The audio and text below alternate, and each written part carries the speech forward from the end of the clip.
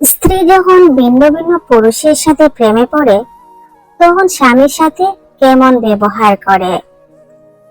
তখন ঠিক এই 5টি ব্যবহার করে। নাম্বার 1, তখন স্বামী যে কোনো কাজে সে অভিযোগ করে না।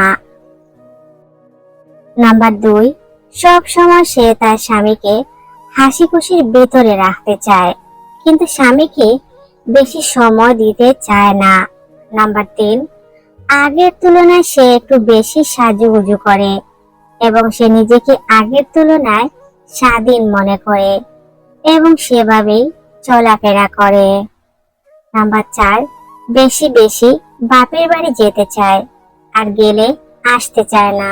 নাম্বার 5, তখন তার কিছু কিছু বিষয় স্বামীর থেকে দূরে রাখতে চায়, যেমন তার নিজের ফোন ইত্যাদি।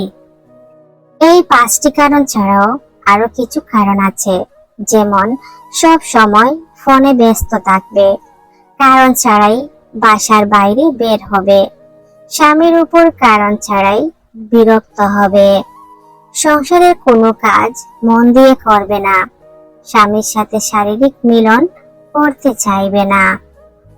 পরকীয়ার এই লক্ষণ ছাড়াও আরো কিছু লক্ষণ দেখা যায়, তা হলো যেমন আচরণগত পরিবর্তন, যেমন হঠাৎ গোপনীয়তা বা ফোন লুকানো, অযৌক্তিক রাগ বা খিটখিটে মেজাজ, নতুন কোনো নামের ঘন ঘন উল্লেখ, সম্পর্কের প্রতি উদাসীনতা, ভালোবাসার অভাব বা মনোযোগের অভাব এবং মিথ্যা কথা বলার প্রবণতা পরকীয়ার লক্ষণ হতে পারে। সঙ্গমে আগ্রহ ফেলে ফেলা, সঙ্গীকে সময় দিতে না চাওয়া। পরকীয়া করার সময় স্ত্রী আপনার সাথে সময় কাটাতে কম আগ্রহী হয়ে ওঠেন। অনেক সময় কাজের অজুহাত দেখিয়ে সঙ্গীর সাথে সময় কাটানো এড়িয়ে যান। যদি স্ত্রী নতুন কারো সম্পর্কে বারবার কথা বলেন, তার সাথে বেশি সময় কাটাতে চান বা অতিরিক্ত বাইরে যান, তবে সেটি পরকীয়ার একটা ইঙ্গিত হতে পারে।